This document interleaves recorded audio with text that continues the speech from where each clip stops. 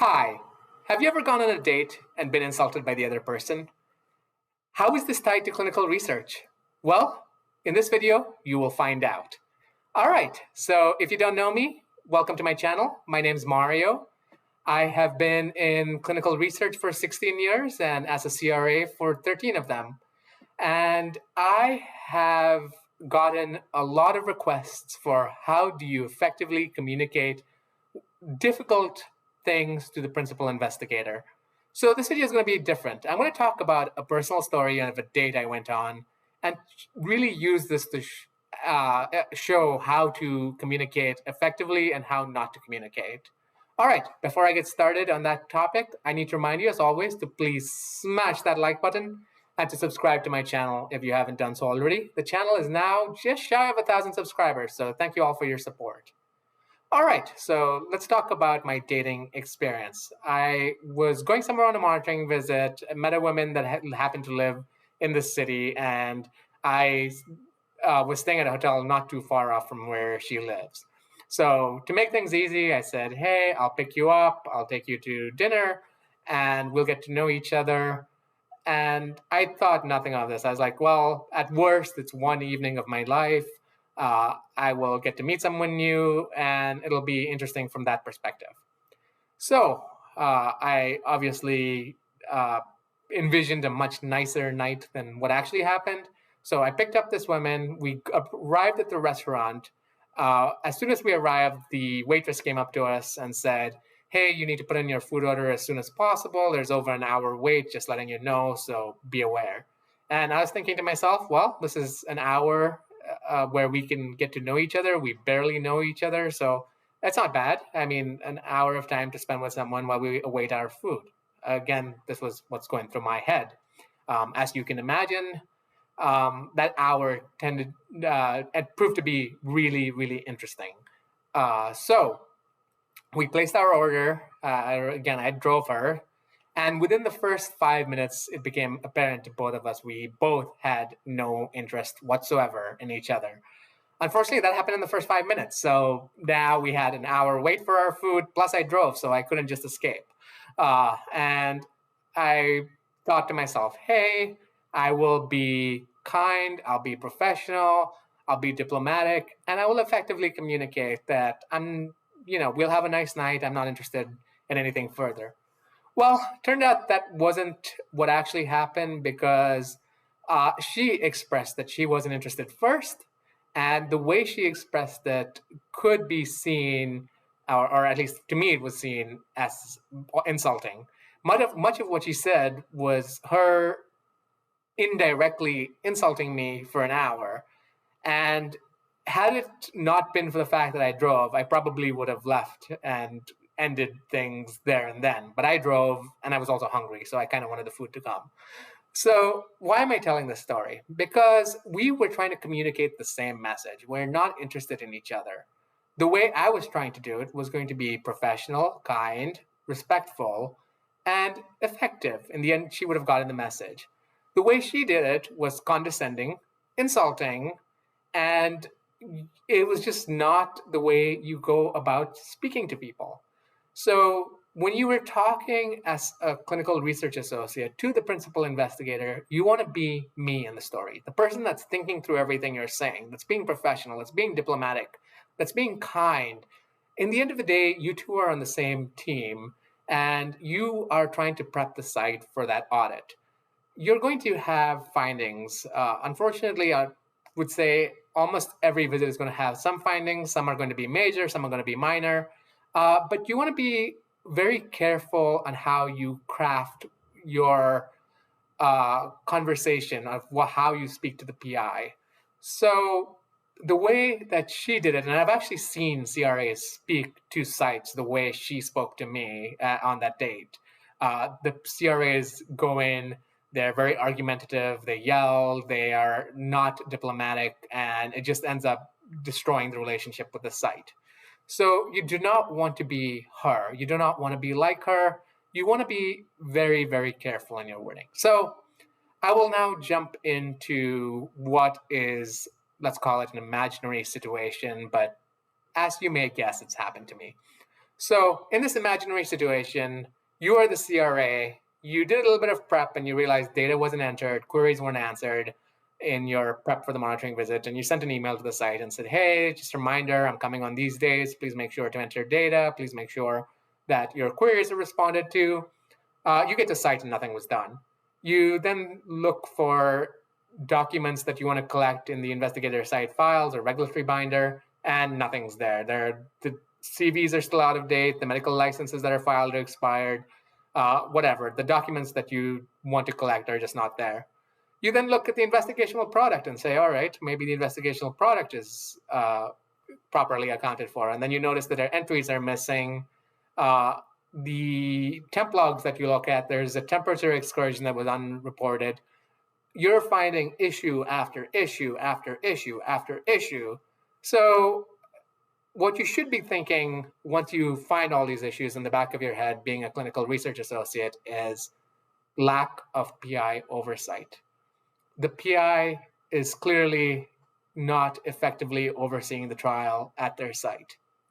So that's the core issue. Like, there should not be issues everywhere you look, but there may be. And in the back of your head, the most important thing you're going to want to communicate is how is the PI ensuring that they have oversight of the trial.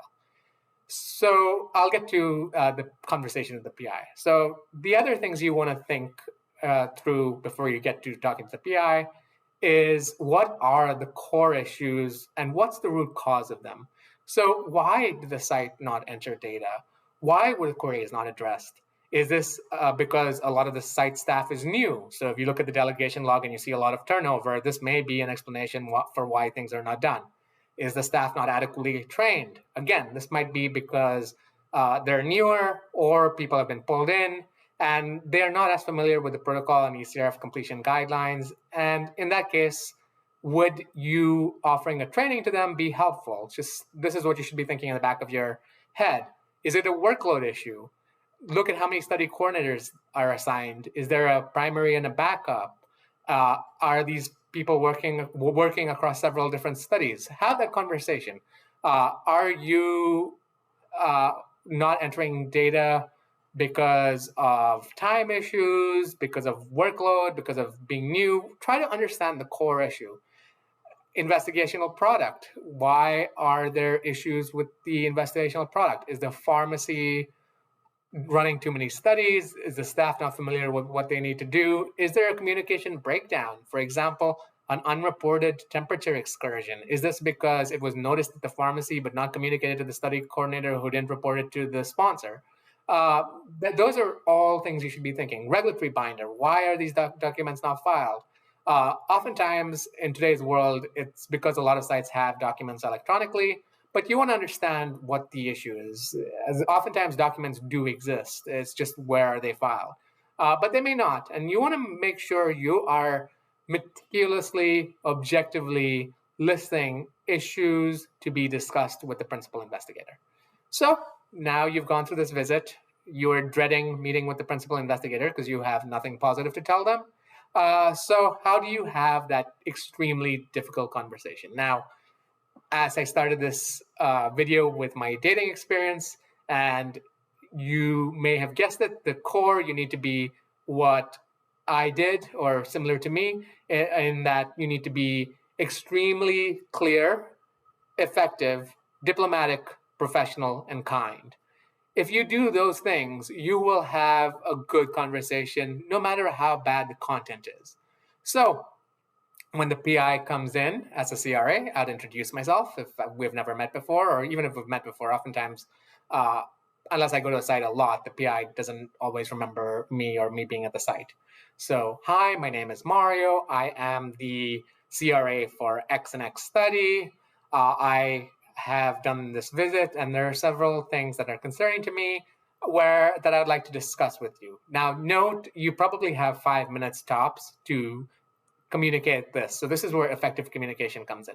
So you need to start with the oversight issue if you're having issues across everything, and ask, hey, I was just wondering, in terms of oversight, how do you oversee the trial? And the PI might say, we have monthly meetings or bi-weekly meetings where the research staff meets.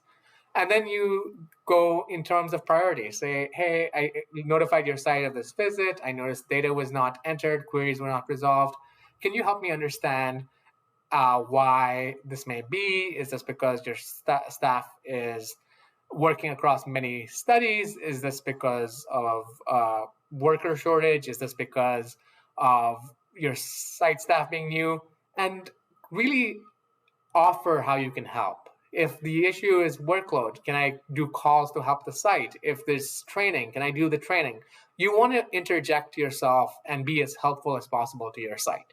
So if there are things you see where you say, hey, if I spent an hour talking through some of the stuff with the site, they would do a much better job. So moving on to regulatory binder, why are these documents not being updated real time? What are the core issues? You want to understand this to everything. And IP, where's the communication breakdown? Look, there was a temperature excursion at your site. This IP got dispensed to a subject. This is a critical finding. We really need to ensure that we know why this happened and it never happens again, not only for our study, but across all studies. We need to make sure that the communication is effective. We need to put a corrective action plan in place. I really want to try and understand and work with you. Look, we're on the same team. We're working toward the same goal. I'm sure we can solve all of these problems, but let's tackle them together as a team. So this is my video for today. This is how you have that difficult conversation. I'll end it by telling you what not to do. So I once went out with a QA auditor to a site, and I was shocked at how the QA auditor handled the PI conversation, like stunned. So just for background, I had never been to the site. The site got transitioned to me. And the first day I was there, the QA auditor came with me. So the QA auditor went through it, and there were significant findings. Now, like I said, there's often a root cause, and I'll just tell you what the root cause is here. The site had one study coordinator who primarily did everything, and she was due to go out on maternity leave about 2 months after, like her due date was 2 months after she actually ended up going out. So she had to go out at the 7-month mark for early delivery. There were some complications, but the site didn't have a plan in place. So the study coordinator disappeared, and then the work just didn't get done.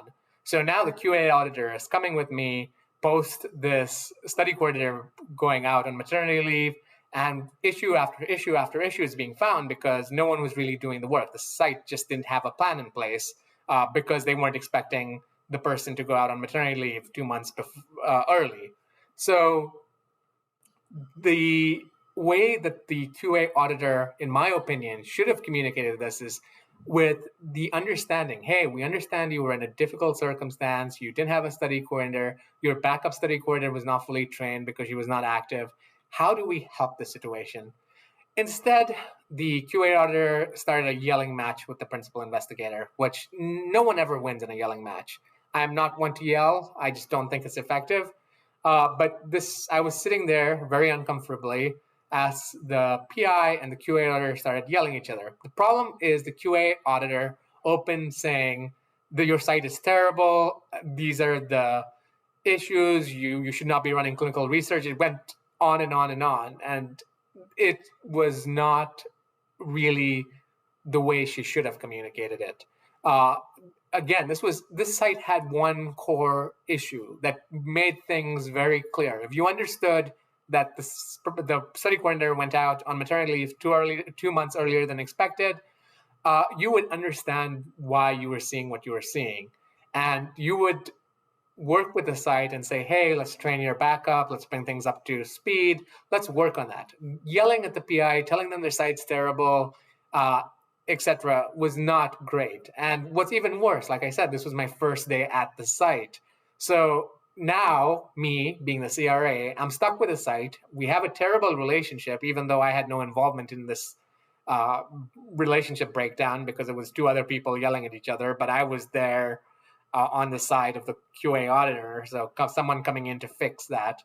the QA auditor gave a report that had somewhere around the magnitude of like 400 to 500 findings, which were unnecessary. A lot of those were things that were minutia or things that could have easily been explained. So, for example, the QA auditor said that the handwriting differed that were filled on one document. So it was signed by one person, but it looked like it was two people's handwriting. Well, there was an explanation for this that she should have really dug into if she was going to come up with all these findings. But there was a very clear explanation.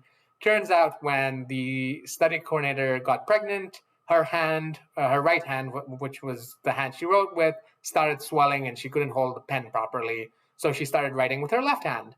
And anybody that's tried to write with your right hand and then with your left hand knows that it does not look quite the same. That said, there was an explanation here. She did not need to write this up like several times or like almost 100 times across different subjects to say that the handwriting differed. We just needed to understand the root cause. Like, this is the person who was writing it. We understand this. One note to file explaining this across subjects. As of this date, the study coordinator, whose arm swelled due to pregnancy, started writing with her left hand. So the handwriting on the document is from the same person, but it may differ and look like two people because some was written with the right hand and some was written with the left hand. This is what you should be doing as a CRA. Get to those core issues. Be helpful to your sites. Be friendly. Be kind. Be effective. Understand that is your job. You're not there to yell. You're not there to start fights. No one wins when you're fighting with your site. You lose, they lose. It's just a lose-lose situation.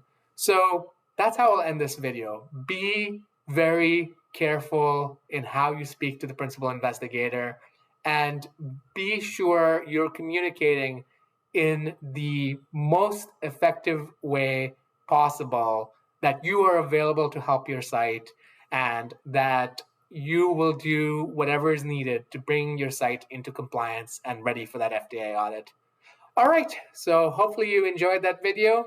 I do make videos by request. I know someone's requested one on how to look at a protocol. Someone's requested one on safety. So hopefully those will be future videos. If you got it this far and you haven't done so already, please smash that like button, and I will see you in the next video. Thank you for watching.